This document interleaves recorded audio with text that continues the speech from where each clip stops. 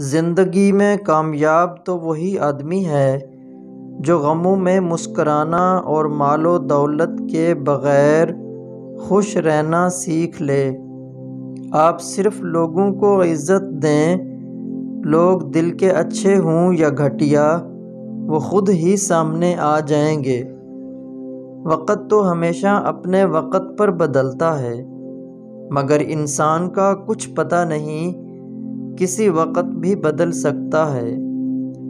اچھا برا ٹائم گزر ہی جاتا ہے، کیونکہ وقت کا کام ہے گزر جانا۔ وہ چاہے اچھا ہو یا برا، بس اتنا یاد رہتا ہے کہ کس آدمی نے مشکل وقت کا آسان بنایا اور کس نے مشکل ترین بنایا۔ اکثر گنہگار شخص کا ندامت بھرا آنسو ایک مغرور کی عبادت سے سبقت لے جاتا ہے۔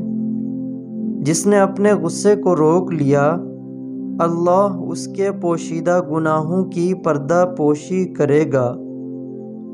مومن آدمی ہر 40 دن کے اندر ضرور کسی نہ کسی آزمائش میں مبتلا کیا جاتا ہے۔ زندگی تو ہماری ہلکی پھلکی ہے، سارا بوجھ تو خواہشات کا ہے۔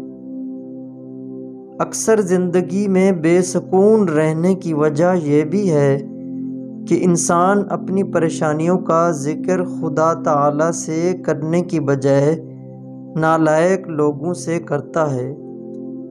کوئی انسان کتنی ہی ہمت والا ہی کیوں نہ ہو، کسی ایک خاص انسان کی کمی ضرور رلا دیتی ہے۔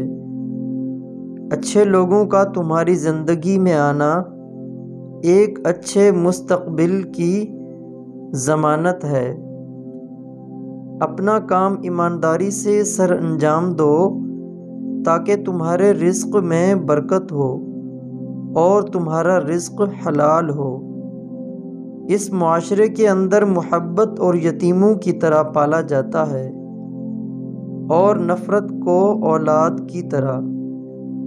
عورت سے جب کوئی نامحرم ہمدردی جتاتا ہے تو عورت کو اپنا مرد ظالم لگتا ہے، حالانکہ ہمدرد ہونے اور ہمدردی جتانے میں فرق ہوتا ہے۔